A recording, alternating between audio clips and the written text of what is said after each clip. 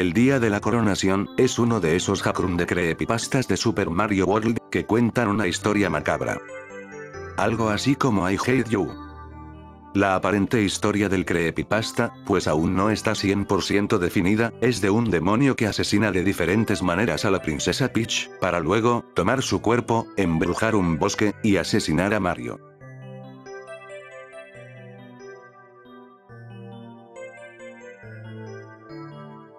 Hay un número increíble de elementos eliminados y no utilizados en la creación de Super Mario Sunshine. Para empezar, la beta de Super Mario Sunshine, que tuvo dos versiones, una mostrada en el E3 de 2001, y otra en el de 2002, muestra que al parecer iba a haber personajes humanos, un mapa diferente, un enemigo completamente nuevo, que de hecho aún se encuentra en el juego, solo que mal programado. Además de cambios menores en el diseño de la Quack y algunos jefes. Por el lado del contenido que no fue removido, o sea, su archivo todavía está en el juego, tenemos mapas en estado beta para probar mecánicas y demás. Skybox y modelos de enemigos sin usar. Un balón de fútbol, un huevo de Yoshi, una extraña cosa que parece una cúpula, y un libro que de hecho es visible en el juego normal. Para terminar, hay también un par de texturas que no se sabe muy bien el uso que iban a tener, salvo de algunos que son obvios. Pero aún así, no se sabe por qué se cambiaron.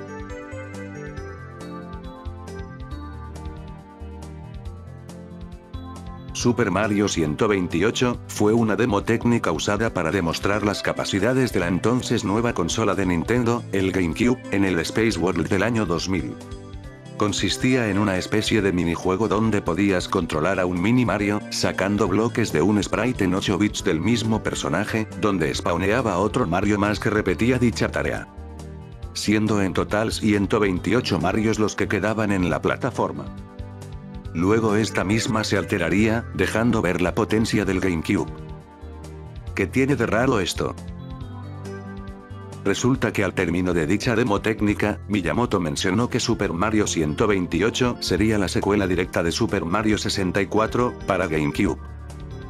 Sin embargo, un año después, en el Space World del 2001, se anunció Super Mario Sunshine, como la nueva entrega del fontanero para GameCube. Miyamoto en dicho evento mencionó que Mario Sunshine y Mario 128 eran proyectos completamente diferentes, y que Mario 128 aún seguía en desarrollo. Luego, en 2002, Miyamoto volvió a hablar de dicho proyecto en una revista japonesa, afirmando que aún seguía en desarrollo. Lo que llevó a pensar a todos que el juego sería anunciado en el E3 de 2003. Sin embargo, eso no ocurrió, y en cambio, en 2004, con dos balones como pelotas, volvió a decir que el juego estaba en desarrollo, para un año después decir que el juego saldría para Wii. Entonces llegaría Super Mario Galaxy, pero nuevamente Miyamoto dijo que ese no era Super Mario 128, y que seguía en desarrollo. Los jugadores estaban furiosos, ya que llevaban esperando ese bendito proyecto desde 1996. Literalmente 10 años. Incluso algunos perdieron la esperanza de alguna vez ver dicho juego. Finalmente, en 2006, Miyamoto anunció que el proyecto se canceló y que sus mecánicas habían sido utilizadas en otros juegos. Para el colmo, un año más tarde, reveló que el proyecto ni siquiera existió, y que Super Mario 128 no pasaba de una simple demo técnica del año 2000. Dejando a varios jugadores decepcionados. Sin embargo, Miyamoto también dijo que las mecánicas de dicha demo evolucionaron a ser lo que es Pikmin, y algunas otras se quedaron en Mario Galaxy, como las caminatas en entornos esféricos. Así, Super Mario 128 quedó como un vil engaño por parte de Miyamoto, quien se hubiera evitado todo el hype de los fanáticos si hubiera dicho que el proyecto no existía desde un principio.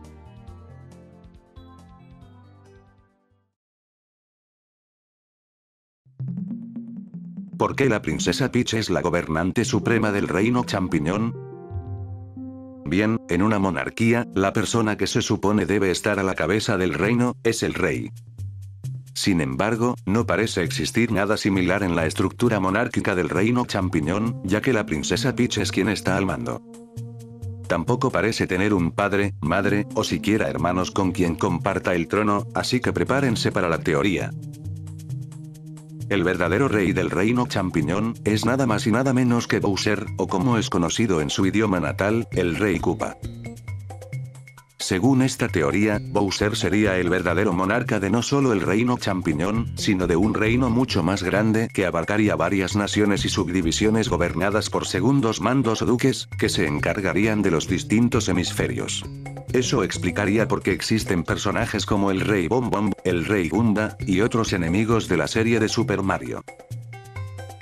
Si ese es el caso, la mayoría de las áreas del mundo de Mario serían el reino Koopa, y es por eso que hay varios de ellos por todos lados, pues es su tierra natal.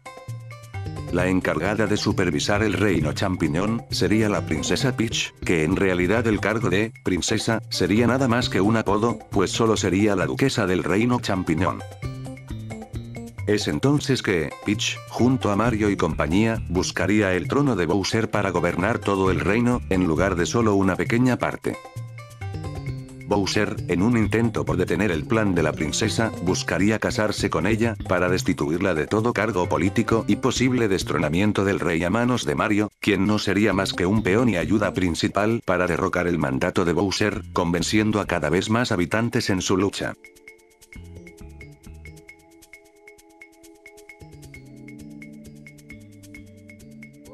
Como todos sabrán, Mario antes de llamarse Mario, se le llamaba con el nombre de Jumpman, cuando las primeras recreativas de Donkey Kong y Donkey Kong Jr. estaban de moda.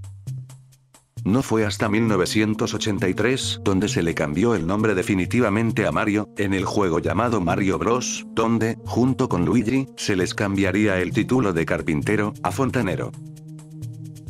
Sin embargo, debido al cambio de nombre, título, y personalidad, pues Jumpman era malvado, se piensa que Mario y Jumpman son personas distintas, y que de hecho, Jumpman puede ser el padre de Mario y Luigi.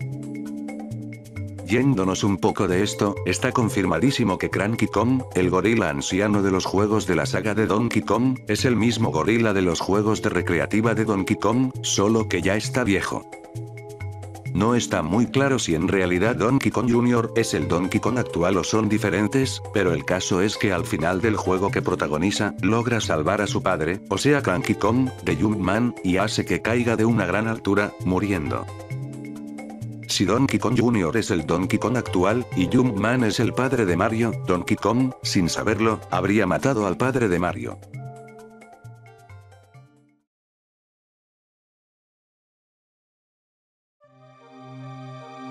Cuando se le presentó la idea de Diddy Kong Racing a Miyamoto, este sugirió que para el roster de personajes, el cual aún no estaba definido, que pusieran a Diddy Kong. A Rare, la empresa desarrolladora, no le gustó la idea, hasta que el concepto evolucionó al hecho de tener un juego de carreras crossover de los personajes de Rareware. Es así como se pusieron personajes pensados para ser mascotas de sus propias franquicias. Sin embargo, solo dos de ellos lo lograron: Banjo-Kazooie y Conker. Sin embargo, todos los juegos de los demás personajes fueron rotundamente cancelados por una u otra razón, y los derechos de Banjo y Conker pasaron a Microsoft. Haciendo que, en el remake de Nintendo DS del juego, estos dos personajes no aparecieran.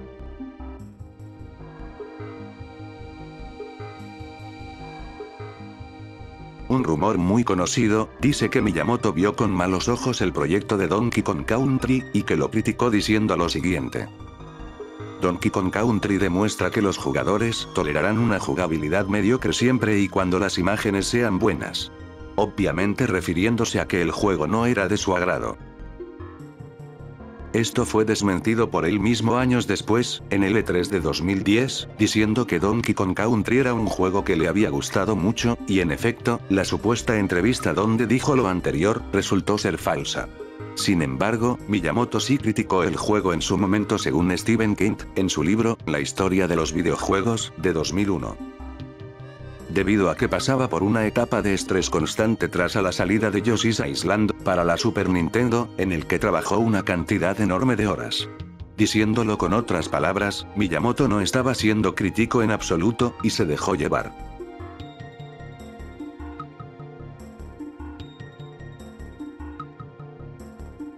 Hay una teoría que dice que Rosalina es la hipotética hija de la princesa Peach y uno de los hermanos Mario. La teoría dice que se supone que, o Rosalina viene del futuro, o de otro universo anterior al que se destruyó en Mario Galaxy. En ese universo, Mario, o Luigi, tendrían una hija con Peach, la cual sería Rosalina, y la sucesora al trono del reino champiñón. Esto porque, cuando Rosalina cuenta su historia de origen, las imágenes que salen muestran a su madre, la cual se parece a Peach, y a un hombrecito de color verde, presumiblemente Luigi. La verdad, es que la teoría apunta más a Luigi siendo el padre de Rosalina, pues esta menciona tener un telescopio perteneciente a su padre, cosa que Mario no tiene, pero Luigi sí. Además, si te pasas el juego con todas las estrellas, aparece una foto de ellos dos. Sin mencionar que en una de las fotos, parece verse a lo lejos, el reino champiñón.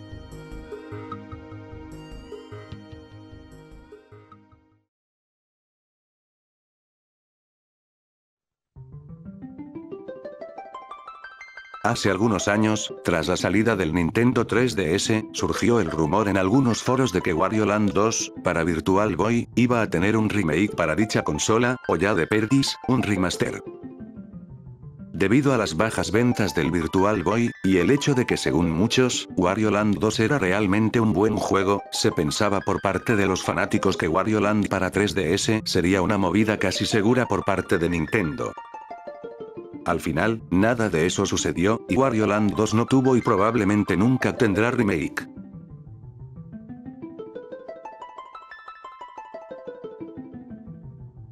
No sé qué se habrá fumado el creador de la siguiente teoría, pero aquí va. Se supone que según la teoría, Link, y toda la saga de Zelda son un sueño de Mario. ¿Cómo puede ser esto? Pues ni idea, no hay explicación.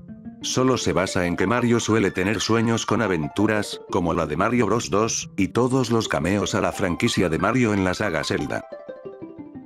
Esta teoría cae por razones infinitas, pero como no tenemos todo el día, lo dejaremos en que es simplemente ridículo.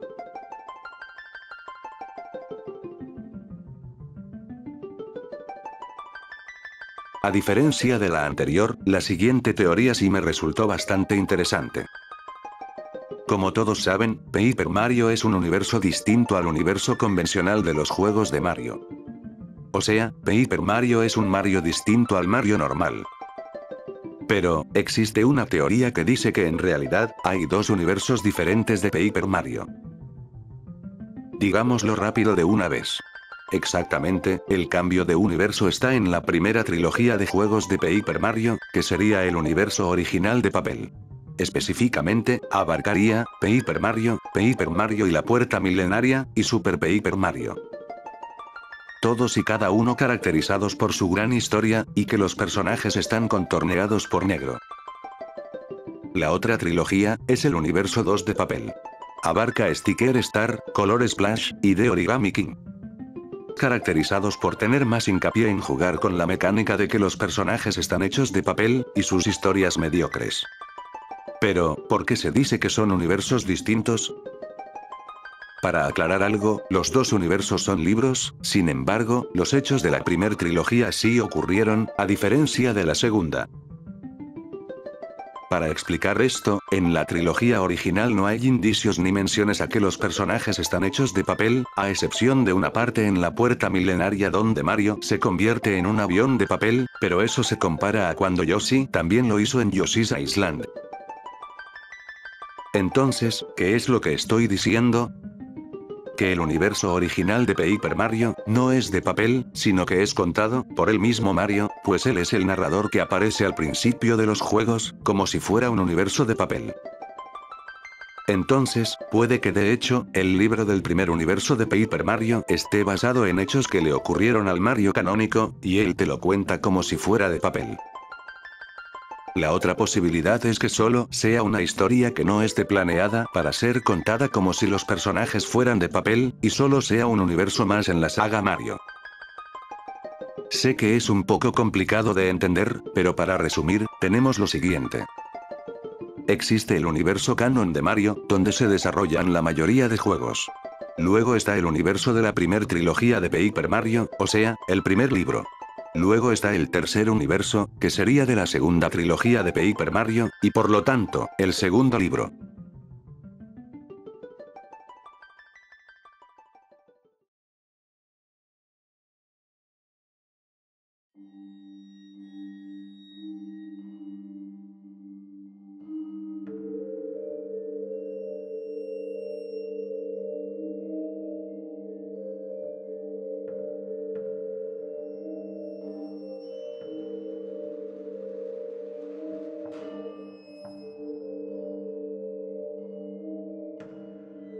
Casi al final de Super Paper Mario, Bowser y Peach se casan de verdad, pero se dice que su boda en sí no fue oficial debido a que Bled fue quien los casó, sin tener autoridad para ello.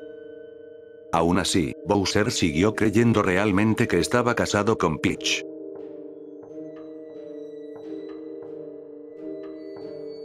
La teoría de que Bowser es el Rey Boo cayó una vez se confirmó que el universo de Paper Mario era distinto al real.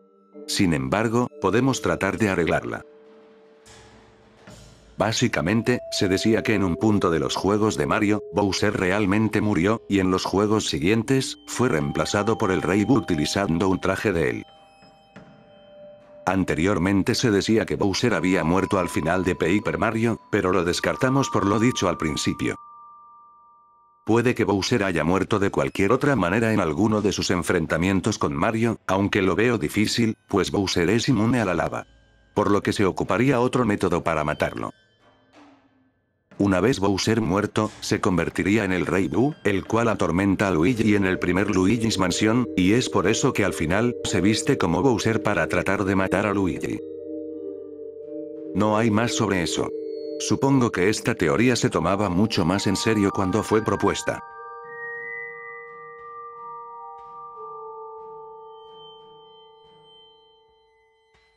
La aparición de Wario es una leyenda reciente que se volvió famosa, y es la razón por la que los vídeos de Iceberg se volvieron interesantes. La imagen del iceberg de Mario 64 tenía una parte donde se decía que era posible ver a Wario en Super Mario 64, en la entrada al segundo nivel de Bowser. Esto tomaba partida de la idea de las copias personalizadas, que básicamente era suponer que una inteligencia artificial oculta en el cartucho, modificaba ligera o drásticamente el juego para cada jugador. Al final, la aparición de Wario fue desmentida fácilmente, pues solo se trataba de un panel del evento de la E3 de 1996, en el que Charles Martinet le dio la voz a una animación de Wario.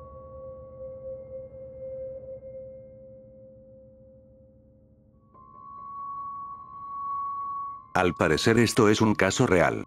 Tras la salida de Super Mario 3D Land, donde que recuerdo, volvió el traje de Tanuki de Mario, o Mario Mapache, PETA, la Organización de los Derechos de los Animales, lanzó una campaña en contra del juego debido a un supuesto asesinato de Mario hacia Tanukis para obtener su piel, o sea, el traje de Mapache. No hace falta decir que PETA fue el ridículo de gran parte de los seguidores de los juegos de Mario, e incluso de la prensa.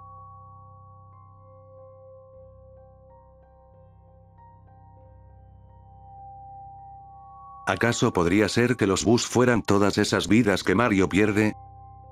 ¿Acaso de alguna manera, Mario es inmortal pero a la vez no? Ya que pierde y pierde vidas, pero de alguna manera siempre regresa.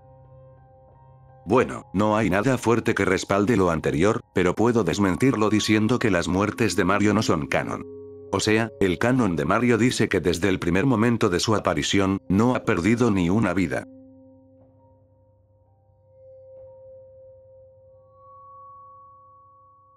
se dice que en un punto de la franquicia de Donkey Kong, el personaje tuvo una muerte simbólica dada por Nintendo, para darle un entre comillas, reboot, a la franquicia.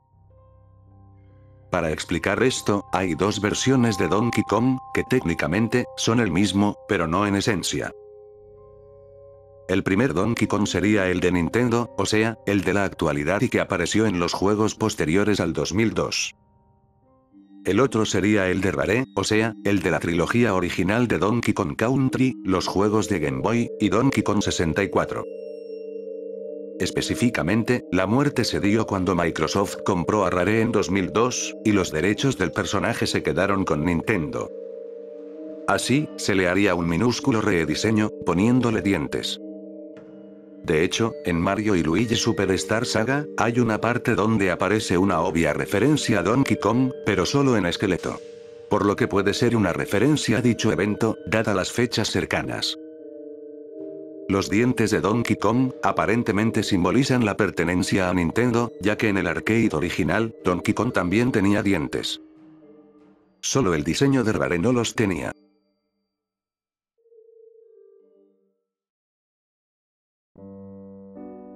En mayo del 2013, Nintendo realizó una campaña para promover el en ese entonces nuevo, Donkey Kong Country Returns para 3DS, en un zoológico de Los Ángeles. Había gorilas reales que fueron alimentados con barriles que promocionaban el juego, un área donde probar una demo, y una botarga bastante grande de Donkey Kong. El problema, fue que el hombre dentro de la botarga, Parker Mills, sufrió una afección cardíaca grave que lo llevó hasta la sala de un hospital, ya que requería cirugía.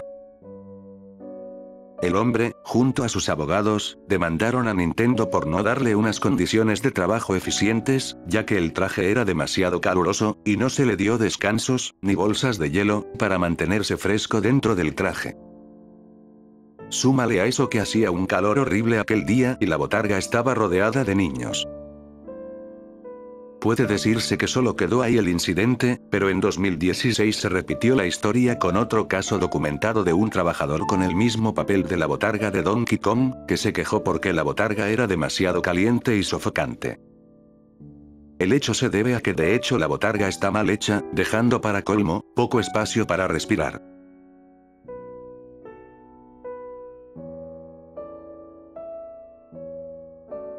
Durante años se ha especulado que tanto la franquicia, como el personaje de Mario, sea una representación muy subliminal del comunismo. Hay varias razones por las que se piensa esto, como por ejemplo las banderas del primer Mario, su paleta de colores en ese juego, el hecho de que algunos le encuentran parecido a Joseph Stalin, entre otras razones. Además de esto, se piensa que Wario, por el contrario, representa a la comunidad judía y a su estereotipo, principalmente porque Wario es un tacaño. A mí este tema siempre me va a parecer otro intento de forzar teorías a lo menso, y creo que cualquier, entre comillas, parecido con el comunismo y los judíos, es mera coincidencia.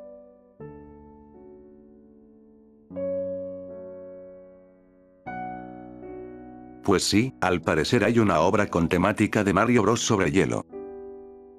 Se trata de una aparición especial en un programa llamado Capades, en el año 1988. La trama no era muy compleja en realidad, tratando la historia del rey Koopa con sus secuaces llegando al castillo de la princesa Toadstool, y Mario y Luigi patinando alrededor de tortugas hasta que éstas caen por alguna razón. Algunas personas dicen que dentro de los estándares de la época, y su público objetivo, la obra no fue realmente mala, sino que fue decente, y muy entretenida para los niños. Pretexto que no tiene Pokémon Life, ya que salió 10 años después, la trama no tenía sentido, y para colmo, era aburrida.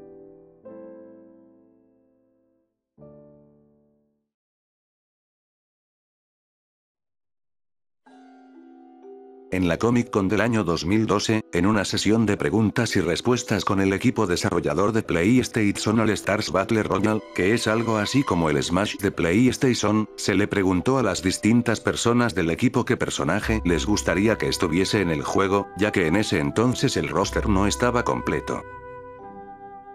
La respuesta más curiosa y con mayor coincidencia, fue Mario Bros, por alguna razón.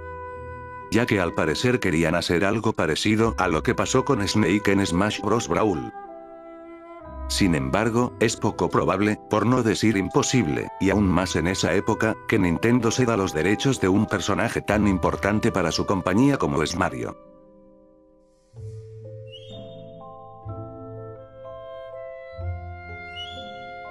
A mediados de 1982 y 1983, se desarrollaría una batalla legal entre Nintendo y Universal, por los derechos de la recreativa de Donkey Kong. Universal reclamaba ser el poseedor de los derechos de copyright de la historia del gorila que secuestra a una mujer y se sube a un lugar de gran altura, o sea, la película de King Kong, para recibir ganancias por parte de Nintendo, o de plano, parar la producción y distribución de recreativas. Nintendo ganó la batalla legal gracias a John Kirby, un abogado bastante bueno. Kirby demostró que en realidad, la historia de King Kong era de dominio público desde 1975, y los personajes de la recreativa eran sumamente distintos para considerarse plagio. Nintendo contrademandó a Universal como respuesta, y se llevó las ganancias por daños y perjuicios.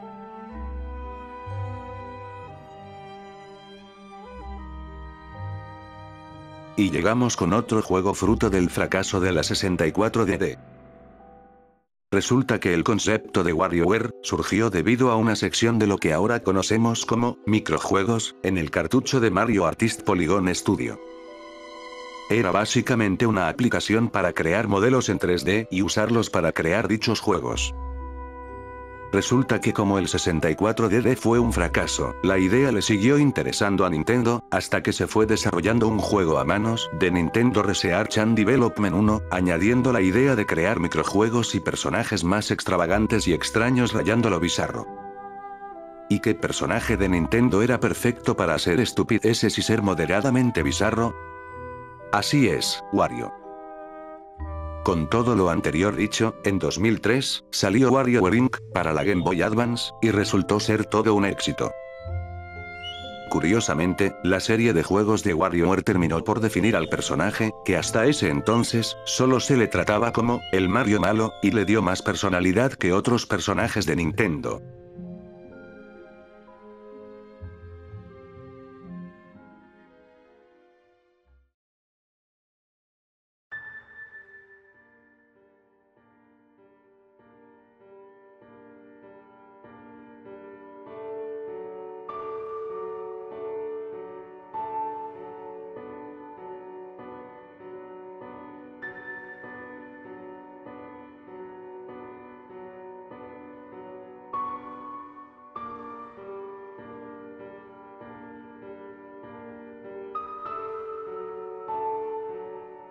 La cronología de la franquicia de Mario nunca ha sido bien definida por los fanáticos hasta la fecha. Si bien, hay cosas obvias, como que la saga de los juegos de Yoshi's Island ocurren primero, pues ahí aparece Mario bebé, no hay un orden específico sobre las demás entregas, salvo que ocurren cronológicamente casi por el orden de salida. Así, la cronología de Mario no sería tan compleja, salvo las personas que por ejemplo, dicen que Mario 3D Land es una secuela directa de Super Mario Bros. 3, y que Mario Galaxy ocurre al final de la línea temporal. Igual, no creo que Nintendo le tome mucha importancia a este tema.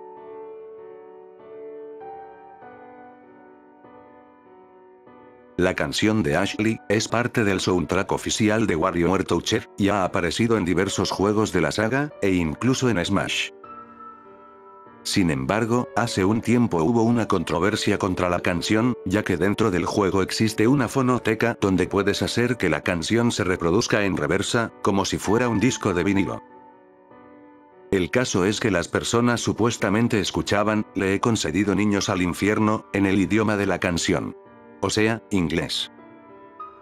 Nintendo desmintió esto poco tiempo después, en la revista de Nintendo Power, diciendo que en realidad, la reproducción del disco en reversa, causaba que se saltara frases completas, quedando solo el inicio de la oración con palabras con ningún significado. Esas palabras tenían una similitud con lo anterior dicho debido a su pronunciación, pero no pasó de ahí.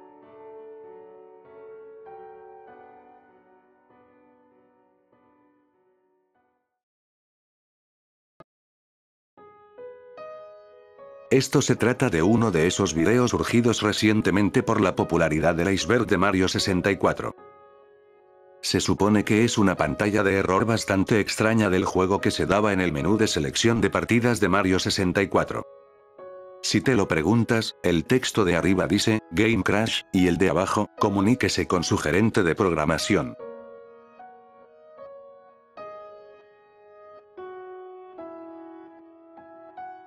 En la versión japonesa de Paper Mario y la Puerta Milenaria, hay una escena del crimen de, aparentemente, un asesinato de un Toad, en la casa del callejón trasero de la plaza principal de Villa Viciosa.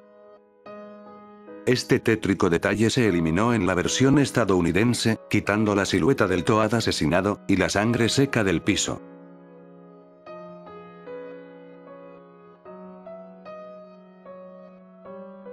Ya toqué el tema antes. La parte más baja del iceberg de Mario 64 decía lo siguiente. Cada copia de Super Mario 64 está personalizada. Se refiere a la conspiración de suponer que Nintendo implantó de algún modo en el primer lote de cartuchos del juego, una inteligencia artificial que modificaba el juego según la persona que estuviese jugando. Es por eso que algunas personas recuerdan mal algunos lugares, y el supuesto origen de imágenes como la sala de Bowser. Creo que todos sabemos que es falso, pero bastante curioso.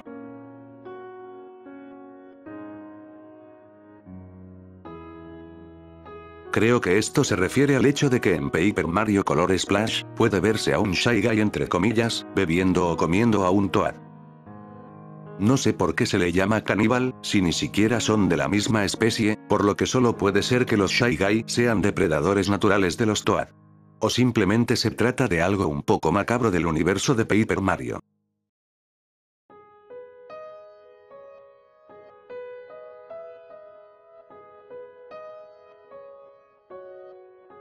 Al parecer hay información de que Mario originalmente iba a tener una pistola de agua y jetpack en Super Mario Sunshine. No encontré imágenes, por lo que puede que haya sido un concepto rechazado rápidamente debido a que sería raro ver a Mario con un arma, incluso si era de agua, ya que las capturas más viejas de la beta del juego son de cuando el Aquat tenía un diseño ligeramente diferente, pero seguía siendo el Aquat.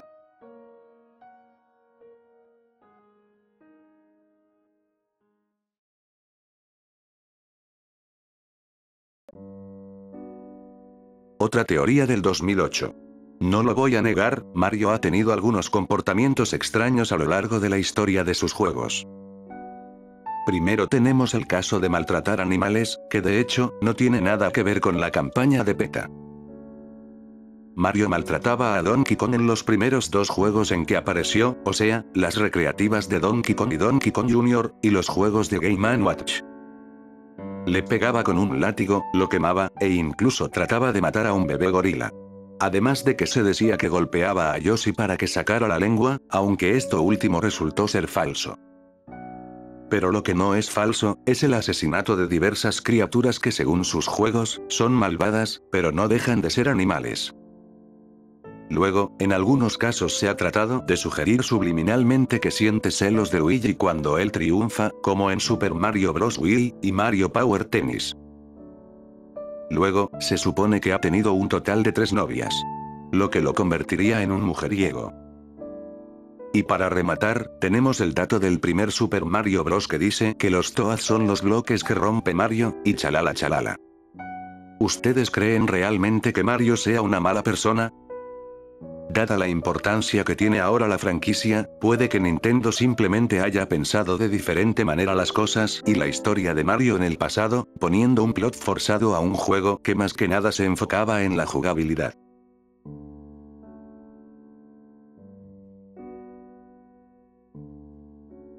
En Mario RPG, si vas al cuarto de la princesa Peach y presionas A, junto a la silla de la habitación, saldrá el siguiente texto. Dime, ¿qué piensas que significan los signos de interrogación del objeto perteneciente a Peach? ¿Acaso es que Mario no sabe qué es? ¿O está censurado? En la versión japonesa, en lugar de salir el texto con signos de interrogación, sale con 3X, lo que deja a la imaginación la naturaleza del objeto. Al instante en el que Mario interactúa con el objeto, es regañado por el Toad que está en la habitación, o por la misma Peach, por supuestamente, tocar cosas que no son de su incumbencia. por lo que debe ser un objeto muy personal. Algunos dicen que puede ser una botella de alcohol, ya que a veces en los dibujos animados, se le representaba con 3X. Otros dicen que puede ser su ropa interior, ya que recordemos que Mario RPG es un juego japonés. Ya si no te convence ninguna de las anteriores, probablemente sí se trate de un juguete sexual.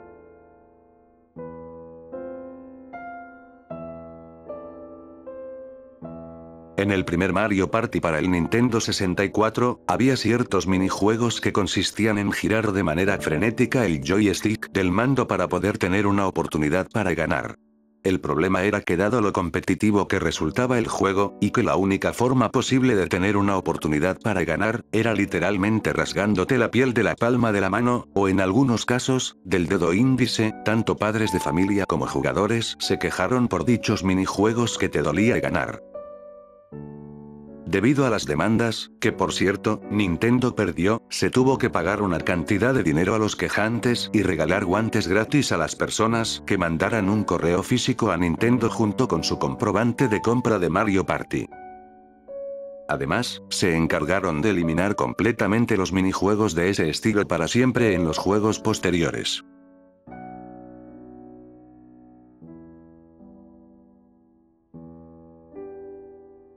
Apenas el año pasado, se encontró una versión algo extendida de la película de Mario Bros. De 1993, en formato de VHS. Parece ser una especie de corte del director que contenía algunas escenas extras que fueron eliminadas. Una donde Mario y Luigi llegan a su trabajo y confrontan a otros dos tipos, y otra donde le explota la cabeza a una persona, soltando una baba verde por todo el piso. La primera no se sabe por qué fue eliminada, pero la segunda, según algunas declaraciones del director, fue porque era demasiado gráfica y no aportaba realmente nada a la película. Bueno, como si la película fuera buena.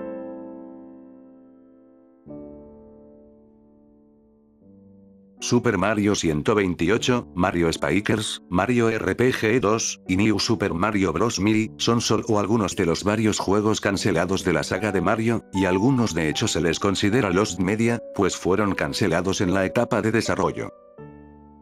Por ejemplo, New Super Mario Bros. Mii tenía demo y todo, mostrada en el E3 de 2011 y planeado para ser lanzado en Wii U.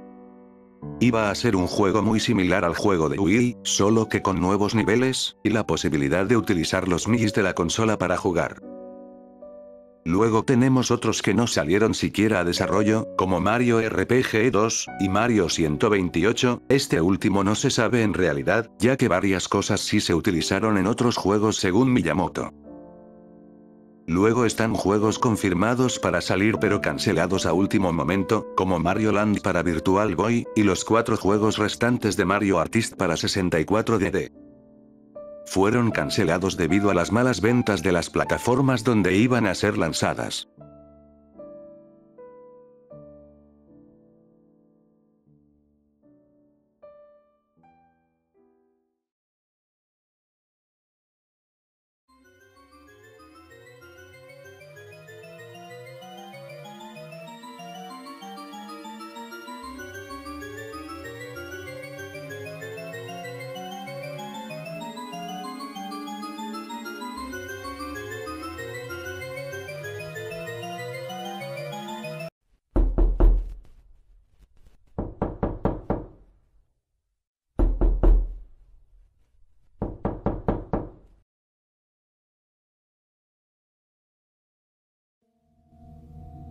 La Gran Guerra de los Simios, también llamada la Guerra Kong, la Guerra de las Bananas o la Guerra Kremlin, es un evento mencionado en distintos juegos de la saga de Donkey Kong, y que también contiene varias referencias.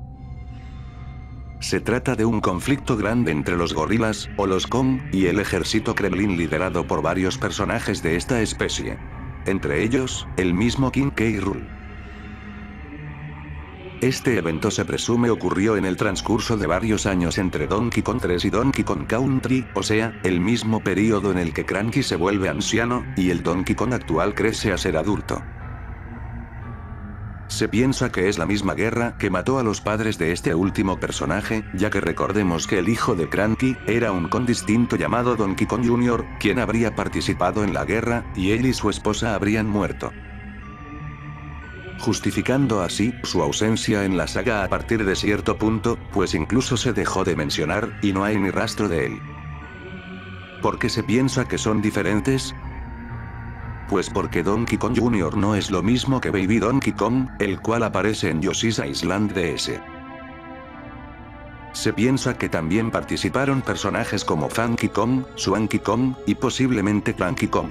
De hecho, Funky es especialista en armas, como se ve en Donkey Kong 64, además de darles las armas a los Kong en dicho juego, y poseer un avión de combate. Presumiblemente, esta es la razón por la que Kremlins y Kong quedaron como enemigos mortales, ya que las causas apuntan a que los Kremlin trataron de invadir la isla Donkey Kong, y asesinar a todos en el camino. Los Kong habrían ganado la batalla y los Kremlins ahora tendrían miedo o serían más cuidadosos de ellos, ya que se les detuvo otras 4 veces posteriores a la guerra. Es por eso en parte que el King K. Rool dejó de aparecer. Para terminar, si te fijas, los Kong actuales, o al menos en la época de Donkey Kong 64, eran demasiado jóvenes, siendo casi niños, y los Kong que realmente eran adultos, sí fueron a la guerra.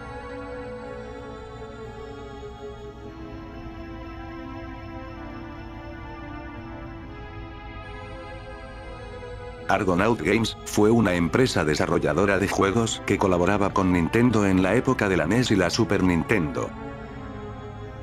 Fue uno de los equipos pioneros en trabajar con un juego de plataformas completamente modelado en 3D, e incluso en el mismo ambiente 3D, ya que fueron los responsables, junto a Nintendo, de la creación de Star Fox.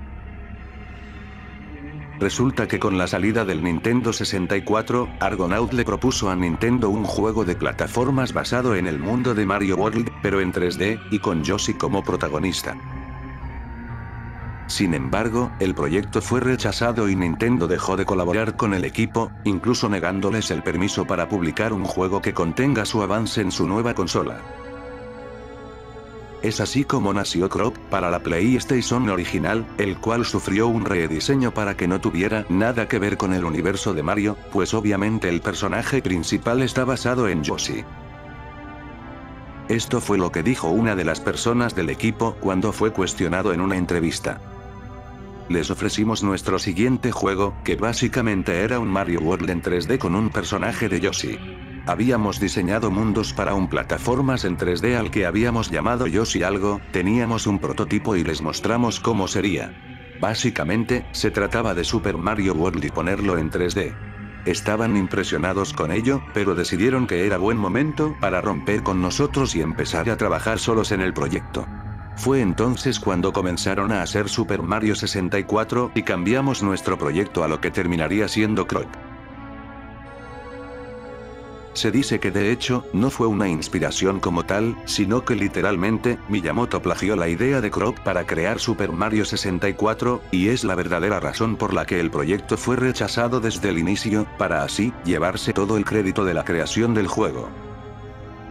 Si bien, es una teoría interesante, no le veo muy buenos puntos.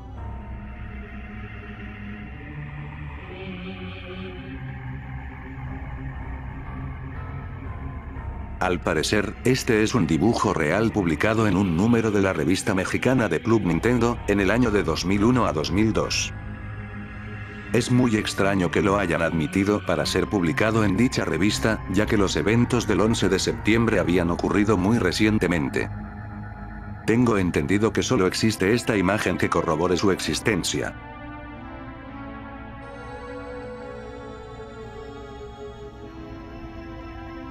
¿Recuerdan Mario 128? Pues esa no es la secuela original cancelada de Mario 64.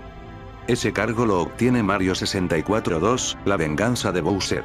El verdadero sucesor de Mario 64.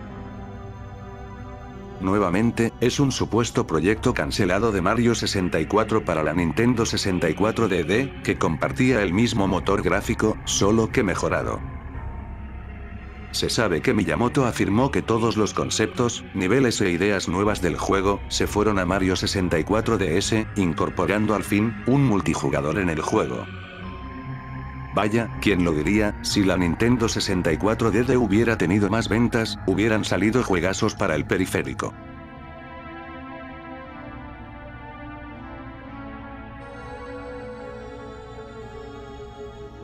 Al parecer, Nintendo tiene los derechos legales de distribución de 2 películas para adultos basados en Super Mario Bros., la película. Se trata de una parodia del cine para adultos llamada Super Mario Bros., y su secuela. Las dos, lanzadas poco después de la película. ¿Por qué Nintendo compraría algo tan extraño?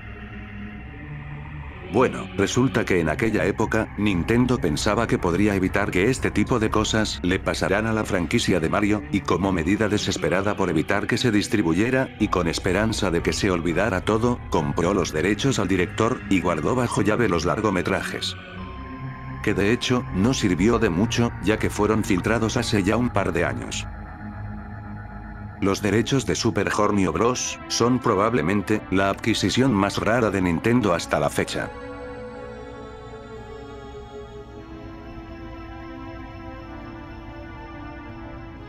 Hace como 5 años, había un rumor de que Miyamoto había afirmado algo acerca de Mario Galaxy 3, para una futura consola de Nintendo.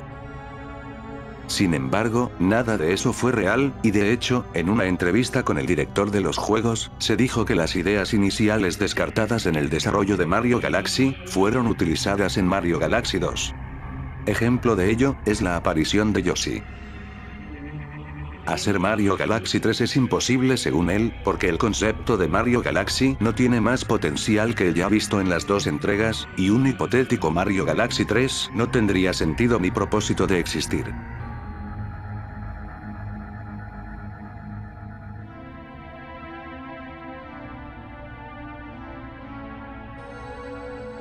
Eso sería todo por esta ocasión.